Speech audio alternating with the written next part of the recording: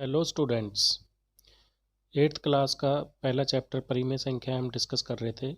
अपने पिछले वीडियो में मैंने आपको परिमेय संख्याएं क्या होती हैं और उनके पहले दो गुणधर्म यानी संवृत नियम और दूसरा उनका क्रम विनिमयता ये हम डिस्कस कर चुके हैं। इसके बाद तीसरा जो गुणधर्म आता है परिमेय संख्याओं का वो होता है साहचर्यता, सहचारिता या एसोसिएटिव प्रॉपर्टी। अब ये प्रॉपर्टी होती क्या है, ये गुणधर्म क्या होता है। मान लो हमारे पास तीन परिमेय संख्याएं हैं a/b, c/d, e/f। तो जो सहचारिता है वो क्या कहता है, पहले हम योग के लिए देख लेते हैं।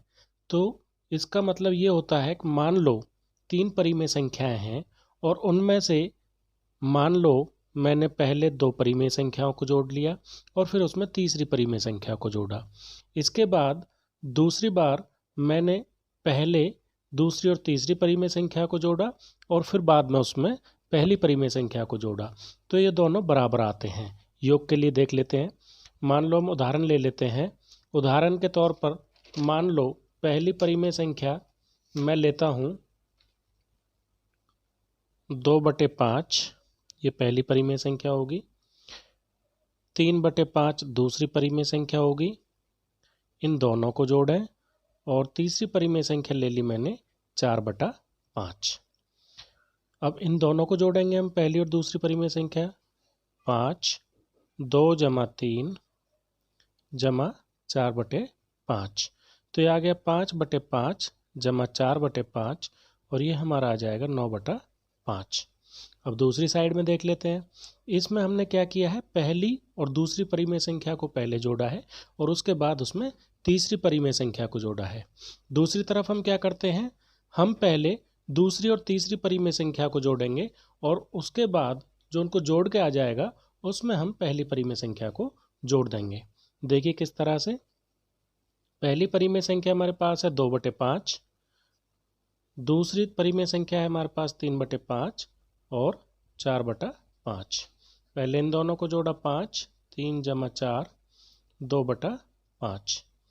ये आ गया 2/5 = 7/5, 2 + 7 और ये भी कितना आ गया हमारा 9/5।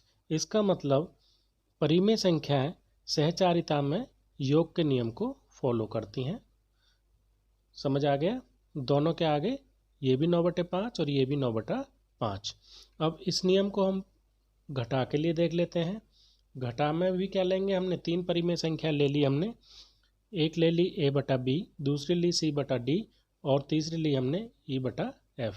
इसी तरीके से अब क्या करते हैं, मान लो पहले मैं पहली परिमेय संख्या में से दूसरी परिमेय संख्या को घटाता हूँ और फिर वो जो घटाने के बाद आता है उसमें से मैं तीसरी परिमेय संख्या को घटा दूंगा।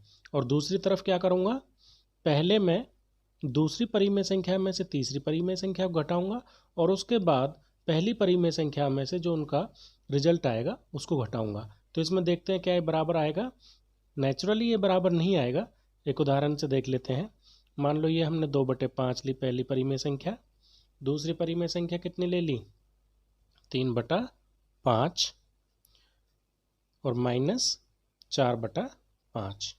दूसरी साइड में क्या करेंगे, 2/5 माइनस और यहाँ पे क्या लेंगे हम 3/5 -4/5। अब जब हम इसको हल करेंगे तो यहाँ पे 5 2 - 3 और -4/5। उधर की साइड पे 2/5 माइनस और यहाँ पे क्या आ जाएगा 5 3 - 4। तो ये हमारे पास कितना आ गया, माइनस के 1/5 -4/5 और इधर क्या आ जाएगा 2/5 माइनस और यहाँ -1/5। अब जब इसको हल करेंगे तो ये कितना आ जाएगा 5 और -1 और -4 -5, तो -1। इधर हमारा क्या आता है 2/5 और ये माइनस माइनस प्लस 1/5 आ जाएगा, तो ये 3/5। तो ये इसमें बराबर नहीं आते। मतलब घटा के लिए परिमेय संख्या सहचार्यता नियम को फॉलो नहीं करते। उसके बाद देख लेते हैं गुणा के लिए। अब गुणा के लिए भी आसान है। हमने वही इसी तरह से तीन परिमेय संख्या मान लो ले ली A/B, C/D, E/F। अब पहले मान लो मैं पहली दो परिमेय संख्याओं को गुना करूं और उसके बाद उस गुणनफल को तीसरी परिमेय संख्या से गुना करूं, और दूसरी साइड में पहले दूसरी और तीसरी परिमेय संख्या को मैं गुना कर लेता हूं और बाद में उसे पहली परिमेय संख्या से गुना करता हूं। तो इसमें क्या होगा, इसमें ये नियम का पालन करेंगे। देखिए 2/5, इसको गुना किया 3/5 से, और फिर इसको मैं किससे गुना करूंगा, इन दोनों का जो गुणनफल आएगा तीसरी परिमेय संख्या यानी 4/5 से। और दूसरी साइड में क्या करेंगे, 2/5 हमने यहाँ पे रख लिया और यहाँ पे 3/5 को किससे गुना कर रहा हूँ मैं, 4/5 से। समझ आ रहा है। अब देखिए 2 तिया 6/5 और इसको किससे गुना करूँगा मैं, 4/5 से। और इधर क्या हो जाएगा, 2/5 और उसको किससे गुना करूँगा, 3 चौके 12/25, सॉरी गुना करेंगे तो ये 25 हो जाएगा। हाँ, ये 24/25 हो गया और ये भी कितना हो जाएगा,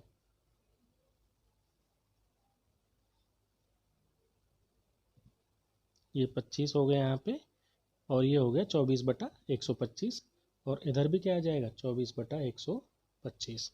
तो गुना के नियम को ये फॉलो करते हैं। अब यही कंडीशन हम भाग के लिए देख लेते हैं। फिर से हमने 3 परिमेय संख्या ली, A/B, C/D, E/F। तो पहले मान लो मैं पहली और दूसरी परिमेय संख्या को भाग करूं और फिर जो भागफल आ जाए उसे तीसरी परिमेय संख्या से भाग करूं, और दूसरे केस में मान लो मैं पहले दूसरी परिमेय संख्या को तीसरी परिमेय संख्या से भाग करता हूं और फिर उसको पहली परिमेय संख्या से भाग करता हूं। तो आप इसको अगर सॉल्व करके देखोगे तो ये भी इस नियम को फॉलो नहीं करेगा। अगर घटा नहीं कर रही है तो भाग भी उस नियम को फॉलो नहीं करेगा। डिस्कस करने जा रहे हैं इसका चौथा गुणधर्म, वितर्कता यानी डिस्ट्रीब्यूटिव। अब ये बड़ी सिंपल सी प्रॉपर्टी होती है। इसमें क्या होता है, मान लो पहली परिमेय संख्या ले ली मैंने A/B, दूसरी परिमेय संख्या ली C/D और तीसरी परिमेय संख्या ली मैंने E/F। तो होता क्या है इसमें, मान लो जो बाहर है, ये जो ब्रैकेट के बाहर है, तो इससे एक बार ये पहले परिमेय संख्या, इसको पहली से दूसरी को गुना करेंगे और फिर तीसरी को इससे गुना करेंगे और उनको जोड़ देंगे। क्या आएगा, A/B किससे मल्टीप्लाई किया है, C/D से, प्लस A/B और फिर किससे मल्टीप्लाई करेंगे इसको, E/F से। इसी तरीके से अगर यहाँ पे मान लो नेगेटिव साइन है, माइनस का साइन है, तो उस केस में क्या आ जाएगा, A/B और ब्रैकेट के अंदर C/D और माइनस में क्या है यहाँ पे, E/F।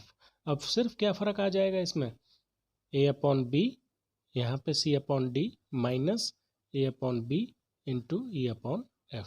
यही इसका वितर्कता का नियम होता है। यानी जो ब्रैकेट से बाहर है उससे अंदर वाले, उनके साइन को, जिस तरह का साइन होगा उसी तरह के साइन और उन दोनों से वो गुना कर देंगे। तो ये होता है वितर्कता का नियम। इस तरह से हमने इसके चारों गुणधर्म परिमेय संख्याओं के हमने यहाँ पे डिस्कस कर लिए हैं। अब इसमें नेक्स्ट टॉपिक आता है योज्य प्रतिलोम, जिसको एडिटिव इनवर्स बोलते हैं। अब योज्य प्रतिलोम होता क्या है, ये बड़ा सिंपल है। मान लो हमारे पास कोई परिमेय संख्या है A/B, तो इसका योज्य प्रतिलोम क्या होगा, योज्य प्रतिलोम होगा जो इसके आगे साइन है उसके साइन को चेंज कर लो। A/B का क्या हो जाएगा, योज्य प्रतिलोम माइनस A/B। क्या हो जाएगा योज्य प्रतिलोम, माइनस A/C। A/B क्या कर देते हैं, सिर्फ उसके हम साइन को चेंज कर देते हैं। मान लो ये माइनस का होता तो योज्य प्रतिलोम इसका यही होता, लेकिन इसका प्लस का हो जाता है, यहाँ पे A/B हो जाता। योज्य प्रतिलोम का मतलब है कि उस संख्या को, उस परिमेय संख्या और उसके योज्य प्रतिलोम को अगर हम जोड़ें तो हमें क्या मिलना चाहिए, 0 प्राप्त होना चाहिए। समझ आ गया। मान लो मैंने 2/3 एक परिमेय संख्या ली, तो इसका योज्य प्रतिलोम क्या हो जाएगा, -2/3, क्योंकि इन दोनों को जोड़ेंगे तो 0 आ जाएगा। इसी तरह से मान लो मैंने ले लिया -5/6 परिमेय संख्या, तो इसका योज्य प्रतिलोम क्या हो जाएगा, 5/6। इसके बाद आता है गुणात्मक प्रतिलोम। अब गुणात्मक प्रतिलोम क्या होता है, मान लो मैंने परिमेय संख्या ली A/B, तो इसको हम क्या करेंगे, इसका रेसिप्रोकल कर देंगे। रेसिप्रोकल मतलब इसका व्युत्क्रम ले लेंगे, यानी b/a। अंश को हमने हर में चेंज कर दिया, जो अंश था उसको हमने हर बना दिया और हर को क्या बना दिया, उसका अंश बना दिया। उल्टा कर देते हैं तो वो उसका मल्टीप्लिकेटिव इन्वर्स होता है।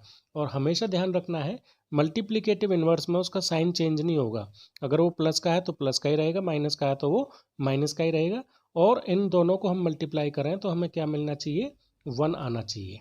यानी परिमेय संख्या और उसके मल्टीप्लिकेटिव इन्वर्स को अगर हम मल्टीप्लाई करते हैं तो उनका गुणनफल क्या आता है, 1 आता है। तो ये हो गया आपका गुणात्मक प्रतिलोम। उदाहरण से समझ लेते हैं। मान लो 2/3 हमने लिया, तो इसका गुणात्मक प्रतिलोम क्या हो जाएगा, 3/2। इसी तरह से -5/6 का गुणात्मक प्रतिलोम क्या हो जाएगा, -6/5। इसमें उसके साइन को हम चेंज नहीं करते हैं, सिर्फ उसको क्या करते हैं, रेसिप्रोकल ले लेते हैं। समझ आ गया। चलिए अब नेक्स्ट टॉपिक की तरफ चलते हैं। और नेक्स्ट टॉपिक है परिमेय संख्याओं को संख्या रेखा पर दर्शाना। हमें पता है संख्या रेखा क्या होती है। इस तरह बीच में मान लो यहाँ पे 0 है, इधर कौन सी संख्या होती हैं, प्लस वाली होती हैं, 1 2 3 और इस तरीके से। और 0 से इधर कैसी संख्या होती हैं, माइनस वाली होती हैं, -1 -2 -3 और इस तरीके से। तो ऐसी संख्या, ऐसी रेखा को हम क्या कहते हैं, संख्या रेखा कहते हैं। अब मान लो मुझे 3/5 को, ये एक परिमेय संख्या दे रखी है और इसको मुझे संख्या रेखा पर दर्शाना है। तो सबसे पहले हम ये फाइंड आउट करने की कोशिश करते हैं कि ये किन दो नंबर के बीच में पड़ती है। तो इसके लिए क्या करना पड़ेगा, हमें 3 को 5 से भाग करना पड़ेगा। जा नहीं सकता तो पॉइंट ले लिया,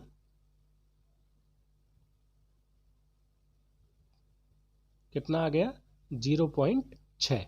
इसका मतलब ये जो संख्या है परिमेय संख्या 0 से तो बड़ी है और 1 से छोटी है। तो ये कहाँ पे, 0 और 1 के बीच में। इस तरीके से मान लो हमने यहाँ पे 0 लिया और ये हमने 1 ले लिया। समझ आया। अब हमें करना क्या है, हमें पता है ये परिमेय संख्या 0 और 1 के बीच में कहीं ना कहीं पे लाई करती है। तो सबसे पहले हम क्या करेंगे, जो इसका हर है, हर कितना है, 5। तो हम 0 से लेके 1 तक को 5 बराबर पार्ट्स में डिवाइड कर लेते हैं। 1 2 3 4 और ये 5। समझ आ गया। सिंपल सी बात है, जो उसका हर है उतने ही पार्ट्स में उसको सबसे पहले हमने क्या किया, वो किन दो नंबर के बीच में पड़ता है वो निकाला और फिर जो हर है उतने पार्ट्स में डिवाइड कर लिया। अब हमें 3/5 निकालना है। तो ये कितना हो गया, 1/5। ये कितना हो गया, 2/5। ये कितना हो गया, 3/5। ये 4/5 और ये 5/5 यानी 1। तो ये जो पॉइंट है ये हमारा 3/5 हो गया। इसमें क्वेश्चन आपसे इस तरह से पूछे जा सकते हैं। मान लो पेपर में आपको इस तरह से कोई संख्या रेखा पर संख्या दर्शा दी गई हो और उसमें पॉइंट दे सकते हो P Q R S, और वो पूछ सकता है P कौन सी परिमेय संख्या को दर्शाता है, तो हम उसे आसानी से इस तरह निकाल सकते हैं। इसके अलावा अब मान लो यहाँ पे नेगेटिव साइन होता, माइनस का साइन होता, तो वो संख्या किधर लाई करती, इधर की साइड में, 0 से लेफ्ट हैंड साइड में। बाकी प्रोसीजर वही रहेगा। समझ आ गया। लास्ट टॉपिक इस चैप्टर का हम डिस्कस कर रहे हैं अब, वो है दो परिमेय संख्याओं के बीच परिमेय संख्या ज्ञात करना।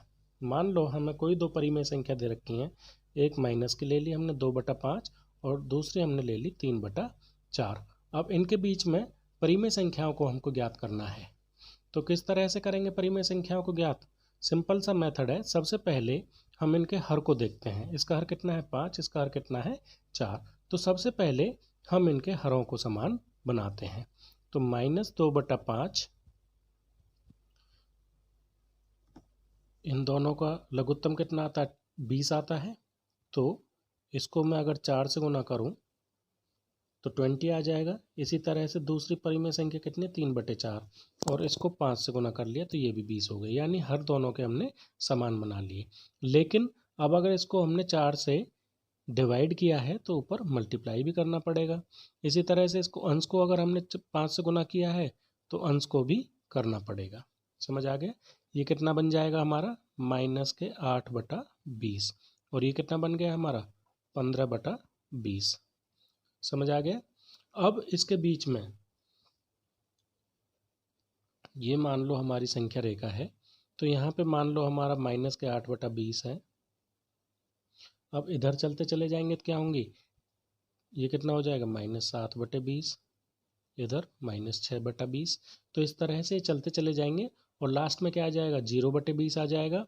उसके बाद सब -7/20 आया, उसके बाद -6/20 आएगा, फिर क्या आएगा -5/20 आएगा, -4/20 आ जाएगा, -3/20, फिर क्या आएगा -2/20, फिर -1/20, फिर क्या आ जाएगा 0/20, फिर 1/20। अब प्लस वाले शुरू हो जाएंगे 2/20, 3/20 और इस तरह से कहाँ तक चला जाएगा 14/20 तक। तो इनके बीच में से हम इनमें किसी भी संख्या को ले लेंगे तो वो इन दोनों परिमेय संख्याओं के बीच में आती है। इस चैप्टर के इंट्रोडक्शन में इतना ही। अब बच्चों आपको जो चीज़ ध्यान करनी है वो ये है कि जब तक आपको इसका बेसिक पार्ट समझ नहीं आता है, इसको चैप्टर को इसके इंट्रोडक्शन को, तो आप इस वीडियो को 2 बार 3 बार तब तक देखते रहें जब तक आपको समझना है। इसको कॉपी में नोट करें और उसके बाद अब नेक्स्ट वीडियो में मैं इस एक एक्सरसाइज 1.1 को डिस्कस करूंगा। तो उससे पहले आप लोगों के लिए ज़रूरी है कि आप इस इंट्रोडक्शन को अच्छे तरीके से समझ लें और इसमें यदि किसी को कोई प्रॉब्लम है तो मेरे पर्सनल नंबर पे मुझे कांटेक्ट करें। नेक्स्ट वीडियो में फिर से मिलते हैं एक्सरसाइज 1.1 के सॉल्यूशन के साथ, और इस चैनल को सब्सक्राइब कर लें सो दैट कि आपको जितनी भी आगामी चीज़ें हैं वो टाइम पे मिलती रहें। Thank you.